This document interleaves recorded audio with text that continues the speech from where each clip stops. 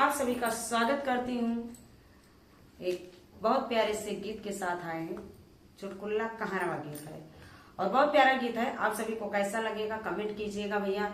एमा देवर भौजाई के प्रेम का कहानी है, रस भरी कहानी सुनना बहुत हाँ, मजेदार। तो आप लोग गीत को लास्ट तक सुनिएगा तो तभी आप सभी को आनंद आएगा।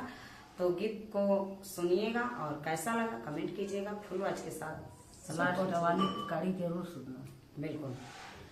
तो चलिए सुनिए।